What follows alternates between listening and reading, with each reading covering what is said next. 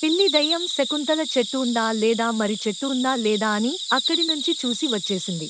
కాని అక్కడ చెట్టు లేదు, భూతాల భంగా ఉంది. అక్కడి నుంచి వస్తూ ఉండగా కొండలు కనిపించాయి. సముద్ర తీరని దాటి చూస్తే అది విచిత్ర చప్పుడు చేస్తూ ఉండే గుహ. లోపలికి వెళ్లి చూద్దామనుకుంది.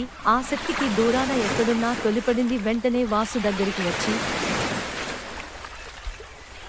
అవునా, అదేం గుహ, చూసి వద్దాం పదా. వాసుని ఆ గుహ దగ్గరికి తీసుకువెళ్ళింది. వెంటనే వాసు పిల్లి దయ్యం ఆ గుహ దగ్గరకు చేరుకున్నారు. గాలిలో ఎగురుకుంటూ వాసు లోపలికి అడుగుపెట్టాడు.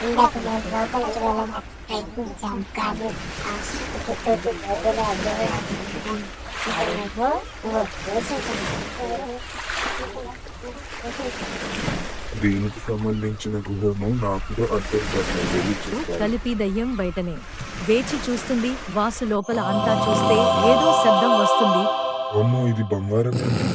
బంగారం నేను ఎప్పుడు చూడలేదు. ఇక్కడ ఈ పాడుబడ్డ గుహలో ఏం చేస్తుంది? దీని లోపల ఎవరో ఉన్నట్టున్నారు.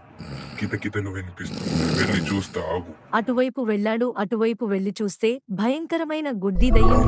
ఇది ఇలా కొరకపెడికి నిద్రపోతుందేంటి? అసలు ఈ దయ్యం కదేంటి? దీని లోపల ఎవరు ఉంటున్నారో చూద్దాం, ఆగు. ఆ దయ్యం లేచి ఆకలవుతుందని బయటికి వెళ్లిపోయింది. వాసు అప్పటికి, ఈ ఖడ్గం ఏంటి ఇక్కడ ఉంది? ఇది పవిత్ర ఖడ్గం కదా. ఆ దయ్యం మళ్ళీ తిరిగి వచ్చింది. నువ్వు ఎవడివిరా? ఇక్కడేం చేస్తున్నావు? అది కూడా పెద్ద చెవులతో, ఒక్క కన్నుతో. నువ్వు అంతం చేసి తీరుతా. అసలు నువ్వు ఎందుకు ఇలా కాపకాస్తున్నావు? ఈ బంగారు ఖడ్గం ఏంటి? అంతం చేస్తావురా?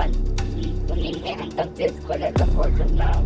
పాదాల భయంకరి చండికేశ్వరి శిష్యుని అంతం ఉండదు. నేను అంతం ఇస్తాను. ఆ చండికేశ్వరి వచ్చేపు నీ మృతాన్ని వారికి విద్యతో బంగారంగా మారుస్తాను. వాసుకి ఆగ్యానికి హోరాహోరీగా యుద్ధం జరిగింది. వాసు శక్తికి ఆ దయ్యం తట్టుకోలేక పడిపోయింది. వెంటనే వాసు మంత్రాల పని తీసుకురమ్మని కలిపి దయ్యానికి జోధారు పంపాడు.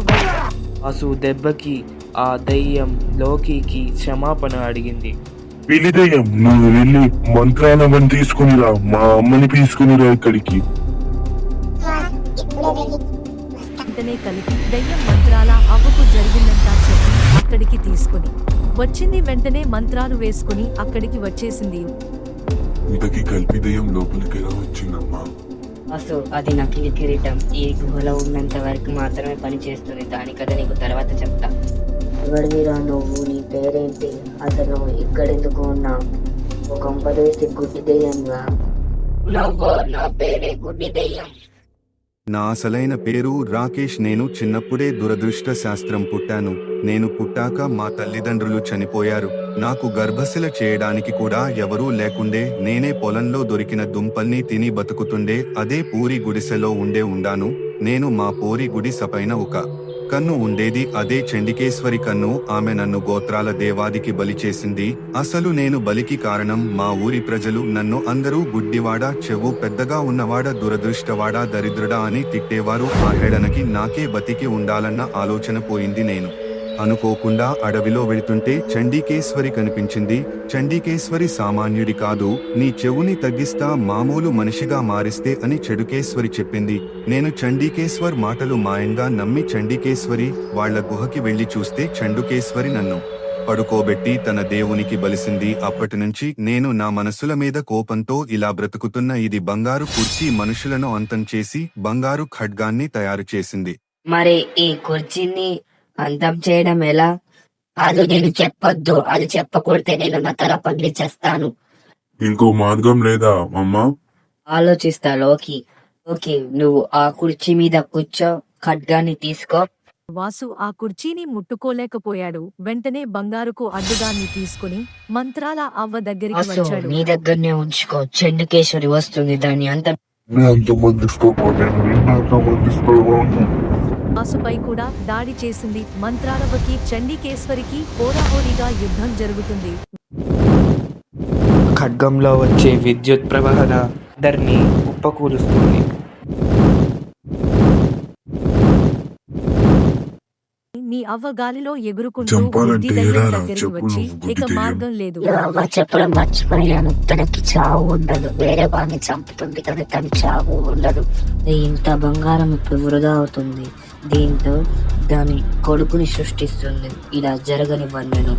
ఈ గుహలో ఏ విగ్రహం లేదు అంటే ఇది చండికేశ్వరి సొంత గుహ కాదు. నువ్వు ఇక్కడి నుంచి వెళ్ళిపో. నువ్వు ఈ గుహని అంతం చేసి ఈ బంగారాన్ని కరిగించేస్తాను.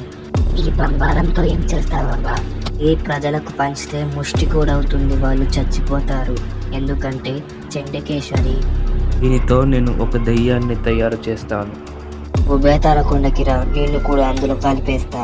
ఆ గుహని భస్మం చేసే ఆ బంగారాన్ని బాగా కరగపెట్టి అని ఆ బంగారాన్ని కలిపి ఇంకో దెయ్యాన్ని సృష్టిస్తానని చెప్పి అక్కడి నుంచి వెళ్ళిపోయింది. గుహ పటాలుగా కుండిపోతూ ఉండి మంత్రాలు అవ్వ బయటికి వచ్చేసింది. ఛీ, ఆ చండికేశ్వరి మా నుంచి తప్పించుకుందమ్మా. వాసు, అది సామాన్యురాలు కాదు, తనకి వైదిక శక్తి పోయింది, అందుకే పారిపోయింది అక్కడి నుంచి, లేదా మిమ్మల్ని చంపేసుండేది. అవునా? ఆ వైదిక శక్తి అంత పెద్ద కథనా? ఆ వైదిక శక్తి ఎలా పొందగలరు? వైదిక శక్తి అంటే బంగారపు శక్తి, అది తర్వాత చెప్తా. గుడ్డి దెయ్యాన్ని ఆ బంగారంతో ఒక దెయ్యాన్ని సృష్టించా, అది త్వరలోనే మీ ముందుకి వస్తుంది. ఇది రహస్యం.